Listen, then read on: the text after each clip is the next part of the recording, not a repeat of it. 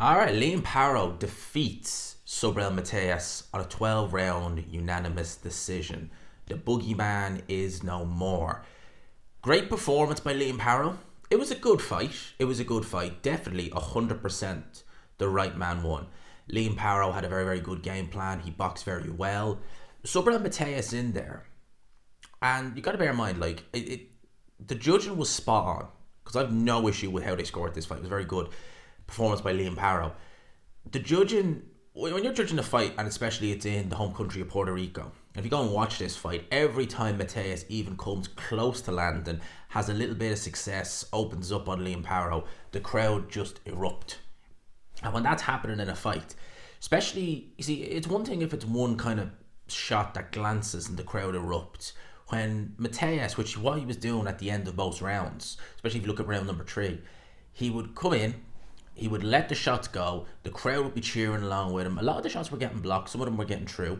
You know, Liam Parro, there were times in there where I looked at Liam Parro and you could see Matias would open up, he'd let some shots go, and Liam Parro, he didn't have the stress on his face necessarily, but I think he felt that, oh yeah, there's weight behind some of these shots, I don't want to be staying in these positions for too long, and he didn't.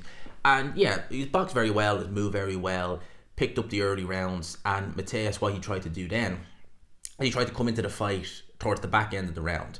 Now, whether it's right or wrong, sometimes with judging and sometimes in fights, you could have a really good 2.5 minutes. You might not be lighting your opponent up necessarily, but you could be outlanding him, you could be just beating him to the punch, the jab is on point, and then in the last 30 seconds, the opponent, i.e. Subriel Matias, comes on, starts opening up a couple of combinations, the crowd start erupting, and genuinely, whether it's right or wrong, it's wrong, that's enough to swing the round in their favour. It wasn't on this occasion. The scorecards were 115, 113, 115, 112. There's obviously a point deduction. We'll talk about that now in a wee sec.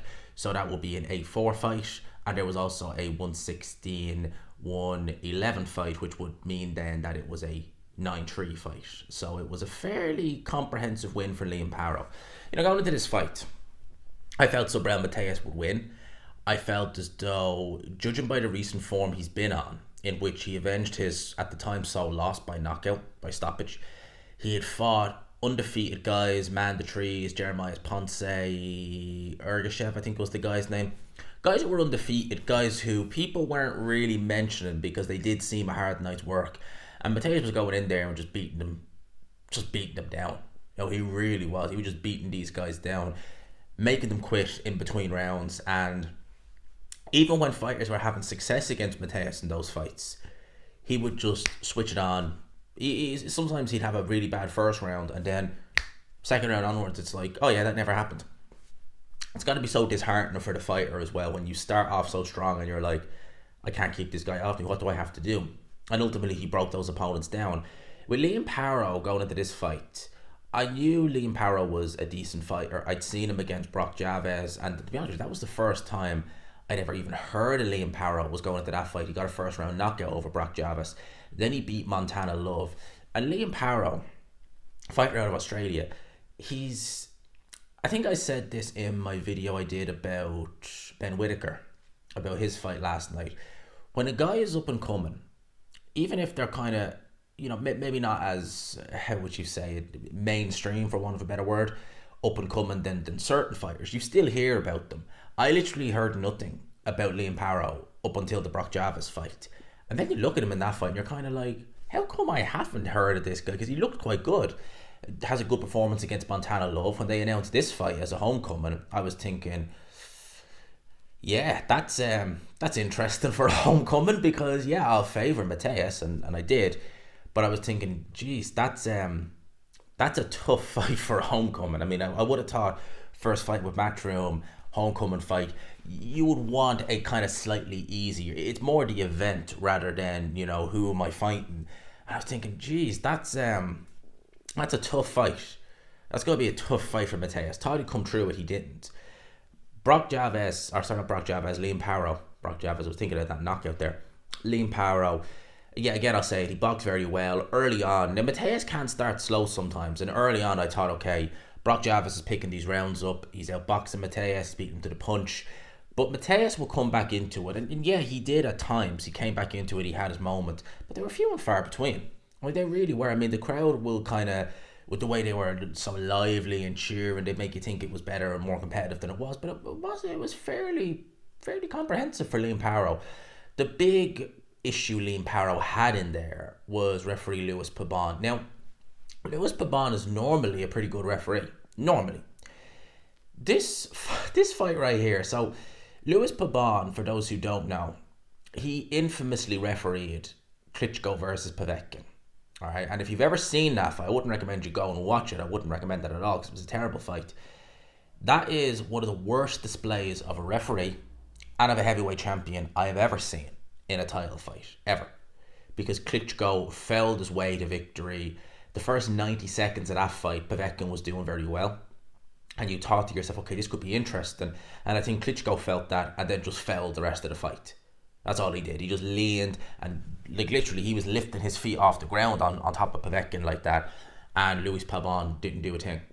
And subsequently, after that, he was actually not doing too bad as a referee. He did some good performances, and you kind of thought, okay, what the hell happened there against Klitschko? And you kind of look and think, what the hell, wink, wink, happened there?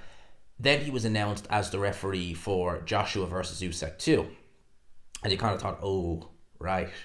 Well, last time he did a big heavyweight title fight, that's what happened. But he refereed that fight brilliantly.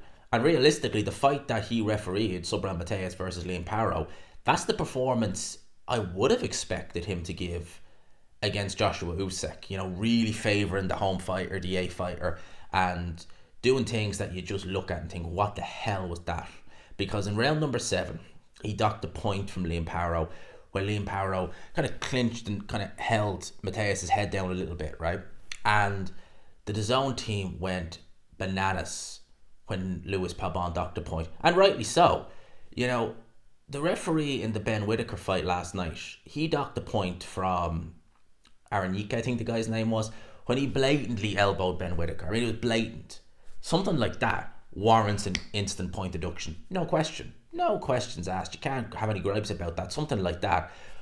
What Liam Parro did in there against Mateo, I actually still, I watched it a couple of times this morning, and just that little incident, and I was like, what? What was that? That was pathetic to dock a point for that. That was absolutely pathetic. And the DAZN team, rightly so, went bananas when he did it. Because it was completely unwarranted. It was completely uncalled for. And I think it was Todd Grisham, where as soon as the point was deducted and the referee said, right, box on, Subriel Matias threw a couple of shots, and Brock Javas, I keep saying Brock Javas, Liam Paro just slipped. He went down, right? It wasn't a knockdown. Shouldn't have been called a knockdown, and it wasn't, rightly so. And the first thing Todd Grisham said is I'm surprised he didn't call it a knockdown. I'm surprised he didn't, to be honest with you, because the way Liam Paro went down, it wasn't a knockdown, but you could see a referee who was, not looking to do him any favours, ruling that a knockdown. You really could. And maybe the reason he didn't do it is because he thought, I don't want to make it overt that I'm for Subriel Matias, because that was a disgraceful refereeing job from Lewis Pabon. Absolutely shocking. It really was. Thankfully, the judges were fair in this fight, and they gave the right man the decision, because it was a Liam Paro fight. It was a Liam Paro victory, and both guys in the end, Subriel Matias very magnanimous in defeat, very gracious in victory was Liam Paro. There was a lot of respect there after the bell. Eddie Hearn, I think, has said there's no rematch clause for this fight, so yeah. What do you do? You've just signed Subriel Matias and now he's no title. But he was already working with Liam Paro, who, that's a great homecoming to Australia, and the likes of Jack Catterall in Australia. There you go. I mean, Jack Catterall, I mean no disrespect, but without Josh Taylor, he's not even going to sell out the York Hall in the UK. So why not do that fight over in Australia? There you go. World title fight. Both guys in-house with Matchroom. There you go. As for Matias, yeah, you see, he really is that type of guy where if you don't have a title, or if he doesn't have a title, there's really no point in fighting him if you're a champion, because it's going to be a tough fight. It will be a tough fight, and he doesn't bring anything to the table.